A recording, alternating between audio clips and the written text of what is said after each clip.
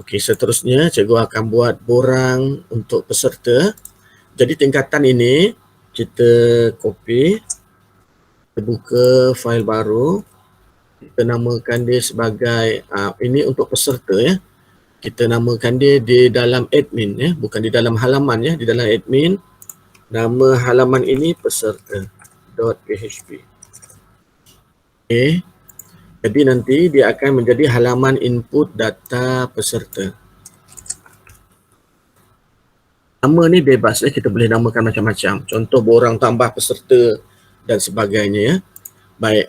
So kita akan cipta satu lagi borang iaitu di dalam halaman iaitu borang peserta. Okey. Borang peserta ni kita save di dalam halaman ya. Okey, save dulu yang ini.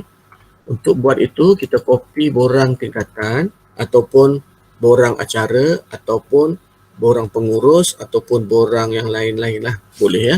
Cikgu akan gunakan borang tingkatan ya. Ctrl A, copy. Okay, new file. Okey, kita paste kat situ. Baik. Jadi ini nanti akan menjadi add peserta ya. Peserta. Dan ini juga jadi add peserta. Okey, kita semak dekat dalam database ada berapa banyak medan untuk peserta. Okey, kita dapati ada 4 ya, iaitu nombor peserta, nama peserta, kod kelas dan kod rumah. Okey.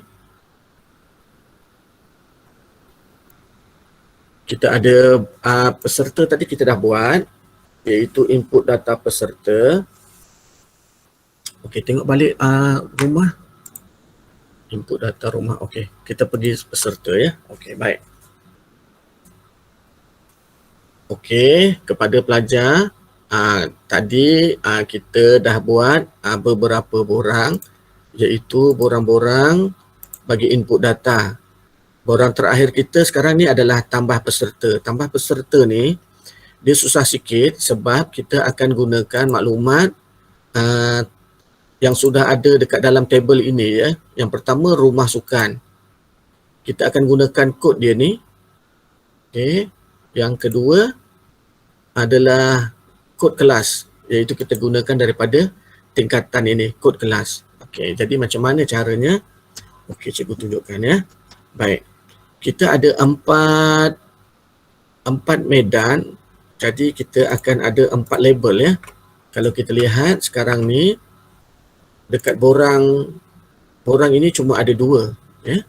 Okey, kita tambah dia menjadi 4 ya. Okey. Label yang pertama kalau ikutkan di sini ialah nombor peserta dan nama peserta ya. Jadi nombor peserta,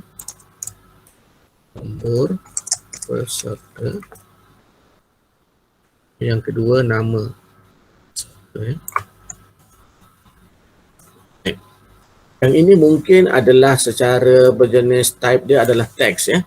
Ini pun type dia adalah teks. Okey, tukar dia punya ni menjadi nombor peserta. Okey, menamakan ni cikgu gunakan satu perkataan ya. Kamu jangan jadikan dia 2 perkataan. Okey, nama peserta. Okay, cikgu ada nombor peserta dan nama peserta. Dan cikgu ada 2 lagi yang perlu, iaitu kita buat label dia dulu. Label kod kelas. Okay, dan yang ketiga, yang keempat kod rumah. Kod rumah. Okay, kita semak betul tak? Kelas dahulu baru rumah. Okey, kod kelas kemudian kod rumah. Okey.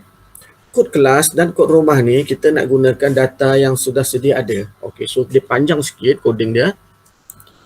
Kita akan gunakan arahan select ya. Select. Tulis select, lepas tu tekan tab. So kamu enter. Ruangan antara buka dan tutup select tu kamu tambah option ya. Option. Kamu tulis option. Kamu tekan tab. Okey, baik. Kita akan gunakan berjenis pilih daripada data yang berada dalam database ya. Okey. Sama juga seperti label input yang sebelum ini, kita ada type berjenis text dan juga nama dia. Yang ini dia adalah berjenis select, tapi nama dia tak ada, kita tambah name. Kita bagi nama, namanya adalah code class. Sama juga untuk yang berikutnya ni, iaitu rumah, kod rumah. Kita tulis benda yang sama, tulis select, tekan tab. Di tengah-tengah tu tulis option, tekan tab. Di dalam select tu mesti ada name ya, name. Yang pertama tadi name-nya kod kelas, yang kedua ni adalah kod rumah. Baik. Di dalam option ada pula value ya, value. Dan tab, nanti di dalam double quote ini ada coding PHP ya. Kamu tulis begitu. Ada coding PHP. Begitu juga di antara option dan option di celah-celah ini ya. Option ini hujung dia sini. Option ini dia bermula dekat sini, hujung dia hujung sana ya. Jadi cikgu sekarang berada di tengah-tengah antara pembuka dan penutup option ini. Di situ juga ada coding PHP. PHP ataupun macam cara biasa, kamu tulis PHP, tekan tab. Kalau kamu takut salah, kamu buat macam tu. Perkara yang sama juga berlaku pada option kod rumah. Jadi kamu copy saja sebab benda tu sama. Jadi nanti kita akan gunakan arahan PHP untuk memaparkan maklumat yang berada pada table tingkatan dan juga rumah sukan. Baik. Kita sambung yang tadi. Kamu jangan risau dengan mungkin kamu rasa cikgu tunjukkan ni laju ya, sebab nanti bila cikgu dah upload video tu, kamu boleh ulang semula apa yang cikgu ajar ini. Kamu tengok dekat video tu ya, kalau kamu tertinggal ya. Baik. Cikgu sambung ya. Untuk membolehkan kita memanggil ataupun memaparkan data yang berada pada table ini, di antara select dan option ni, kita akan tulis juga coding PHP ya. Tulis PHP kat situ. Kita akan tulis arahan sama seperti arahan yang ada dekat sini tadi. Ada include, ada SQL, ada query. Cuma bezanya kita ada arahan untuk paparkan data ya. Baik. Cikgu akan tunjukkan untuk buat arahan bagi kod kelas dahulu ya. Arahan yang pertama, include capaian, iaitu fail konfigurasi kita ya. Ingat, dalam fail capaian ni ada pemboleh ubah bernama capai DB. Arahan yang seterusnya ialah arahan SQL. Kamu juga seperti yang lain-lain kan? Arahan SQL. Arahan SQL kali ini adalah ambil daripada table. Select all. Kita nak guna semua ya. From table yang kita nak gunakan untuk kelas adalah tingkatan. Kita akan select all from tingkatan. Arahan yang seterusnya adalah query lah. Arahan query ya. Query-nya ialah MySQLi underscore query. Parameternya adalah pemboleh ubah capai database dan satu lagi arahan SQL. Kalau dekat atas tadi kamu tulis SQL, kat sini kamu tulis SQL sahaja. Baik.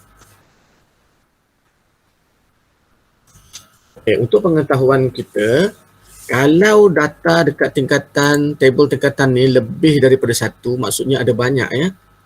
Bila dia ada banyak, maka dia akan panggil lebih daripada satu. Jadi kita gunakan arahan selagi ada data. Selagi ada data. Jadi kita kata while. Kamu boleh guna juga for. Tapi kalau for, kamu kena tahu berapa bilangan data ni. Sekarang bilangan data ni ada 5. Tetapi bila data dah bertambah, kita tak tahu bilangan dia. Tapi kita boleh gunakan length lah ya. Tapi arahan tu nanti jadi panjang. Jadi cikgu guna while lah ya. While lagi senang. While data. So kita arahkan dia dengan menggunakan fungsi capai. MySQLi fetch. Okey, capai data lebih daripada satu data. Dia dalam bentuk beberapa ya, rujukan ya. Okey, dengan menggunakan query dekat atas. Maksudnya arahan yang inilah. Jadi arahan ini campur dengan arahan capaian, dia menjadi pembuli ubah yang bernama query. So kita kata seperti yang diarahkan oleh query. Okey, baik. Jadi data tu kita akan dapat banyak. Okey, data tu kita akan dapat banyak. Jadi blok kita bermula di sini tetapi berakhir dekat option. Jadi ambil penutup blok ni, pindahkan masuk ke dalam option. Okey, maksudnya maklumat yang kita panggil nanti kita boleh guna daripada sini sampai sini. Jadi yang pertama kita nak guna ialah, oleh kerana kita nak kod kelas, kita nak gunakan adalah data kelas, kod kelas. Tutup. Kurungan, bukan kurungan yang tu ya, gunakan kurungan stapler ni. Okey, semicolon. Kita akan gunakan data yang bernama kod kelas. Okey, di antara option dengan option tadi kan ada satu PHP lagi. Okey, tetapi kita tak nak gunakan kod dekat situ.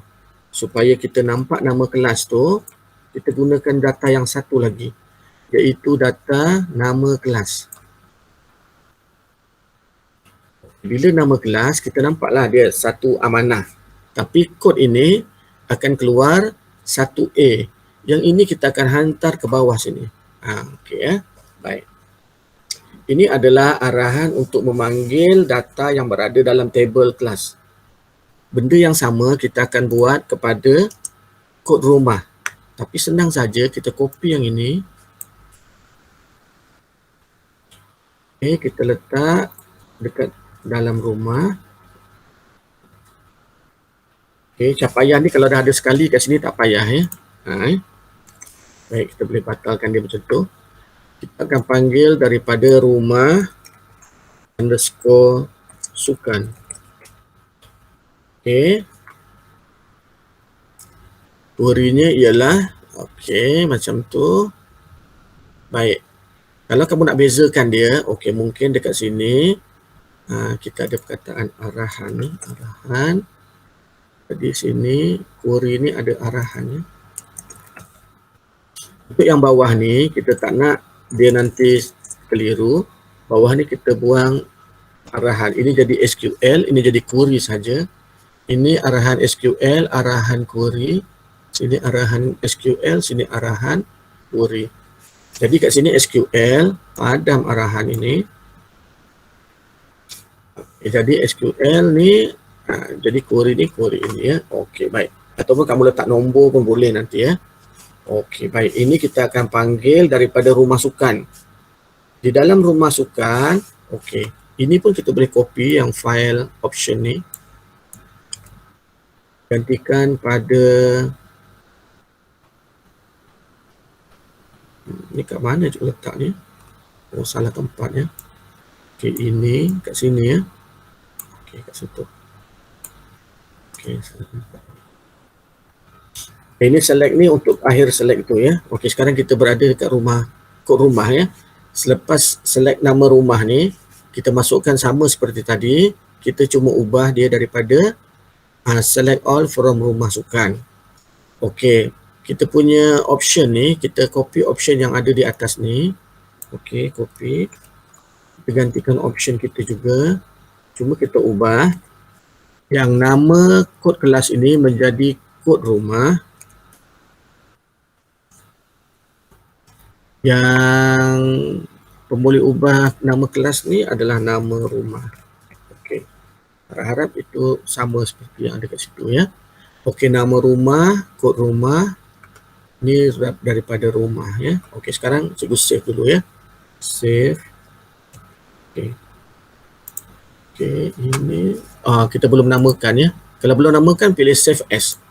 Save as, pastikan dia berada pada halaman, namanya adalah borang peserta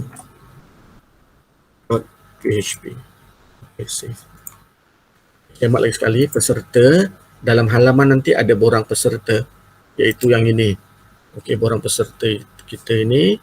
Okey, daripada masukkan nombor hingga pilih kod-kod ini ya. Baik, sekarang kita cuba run dia. Okey, pilih menu ataupun link tambah peserta. Okey, dia akan jadi macam tu. Okey. Cikgu tak selang ya dekat yang baru cikgu buat tu. Okey. Baik. Copy yang selang ni. Okey, ataupun kamu tulis pun boleh. Lepas select ni selang. Lepas select ni pun selang ya. Okey, kita save. Lalu dia akan selang kat sini dan juga selepas biru ni. Okey. Oleh kerana kita tadi ada 5 kelas, dia akan keluar 5 kat sini. Oleh kerana kita dah ada 4 rumah, dia akan keluar 4 dekat sini. Kalau cikgu tambah lagi, nanti dia akan bertambah sendiri kat sini ya. Okey, contoh. Kita pergi dekat tingkatan kelas. Kita tambah kelas 1B ya. 1 Bestari. Tambah. Ya, sekarang kita try tengok peserta. Dekat kelas tu sudah ada 1 Bestari. Begitu juga dengan rumah. Kalau ada tambahan rumah warna purple ke, warna coklat ke, dia akan bertambah ya. Okey, sekarang kita cuba masukkan peserta. Nombor peserta tu ialah, katakan dia daripada rumah merah ya. M1111. Nama dia adalah Aminah, katakan ya. Aminah. Dia daripada kelas 1 Bestari. Rumah dia rumah merah. Okey, kita tambah. Okey, ini nampaknya tak berjaya masuk ya. Okey, tak selesai lagi kita buat untuk bahagian yang proses ni. Nampak, proses ni kita belum buat ya. So, dia masih belum boleh proses. Tetapi paparan sudah ada. Okey, sekarang kita teruskan kepada bahagian memproses data ya. Data kita ada 4 ya. Yang pertama, nombor peserta. Yang kedua, nama peserta. Lepas tu, kod kelas dan kod rumah. Jadi, sekarang ini ada 2. Kita tambah dia jadi 3, tambah jadi 4 ya. Kita ambil 2 tu. Dan dia 4. Apa tu? Okay. Apa ya? Ini nama-namanya kita betulkan sekarang. Yang pertama, nombor peserta. Okey, buang yang ini. Dua-dua ni jadikan nombor peserta. Yang kedua ni adalah nama peserta. Nama peserta. Yang ketiga ni adalah kod. Kod apa tadi? Kod kelas betul kod rumah ya. Okey, kod kelas. Okey, dah betul. Yang bawah ni kod rumah. Kelas, kod rumah. Okey, kita ada 4. Iaitu nombor peserta, nama peserta, kod kelas dan kod rumah. Okey, pastikan sama seperti yang ada pada tabel peserta ya. Okey, nombor peserta, nama peserta, kod kelas, kod rumah. Okey, kita sambung. Sama juga kita akan arahkan SQL-nya ialah insert into peserta. Peserta.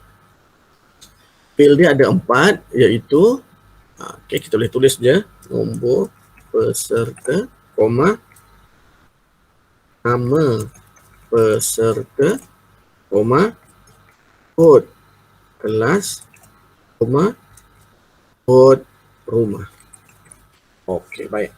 Bila dekat sini ada 4, dekat bawah ni juga akan ada 4. Okey. Single quote, single quote. Okey, koma, single quote, single quote, koma, single quote, koma. Yang terakhir tak payah koma ya. 1, 2, 3, 4. Okey, copy pemboleh ubah yang ini.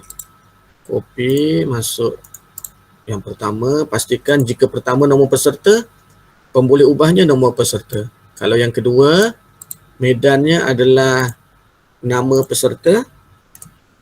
Jadi medannya juga adalah pemboleh ubahnya juga adalah nama peserta.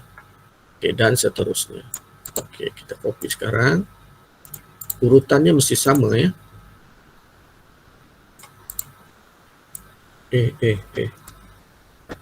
Copy ya.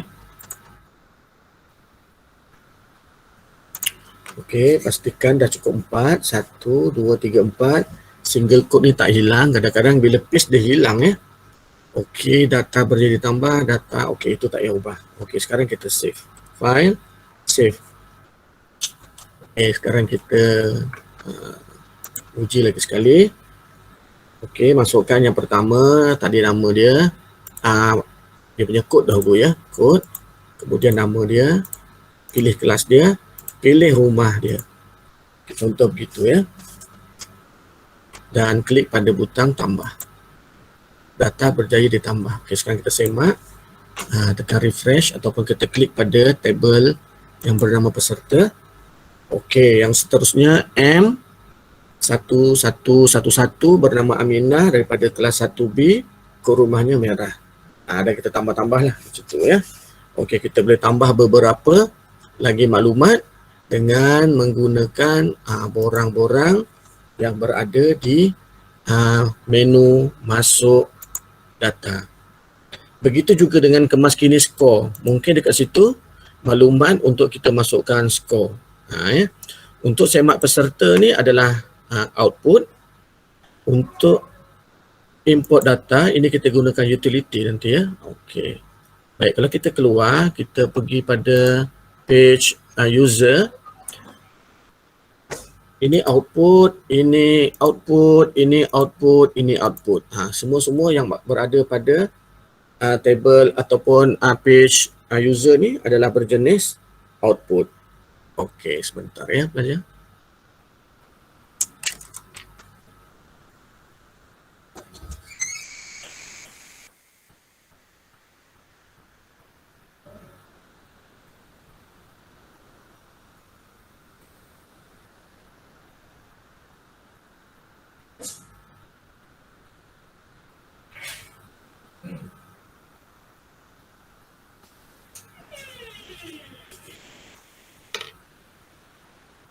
Okey, baik.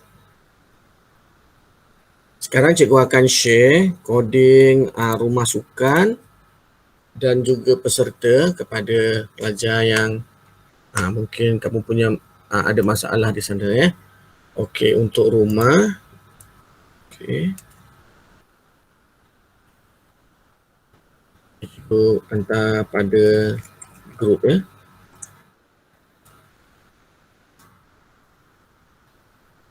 Okey, dan yang kedua, borang rumah.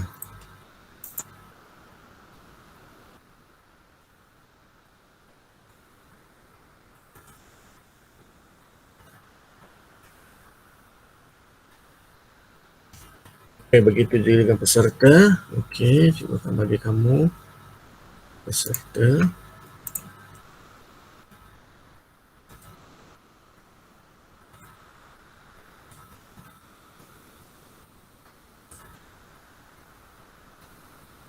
Dan juga borang peserta ya. Okay.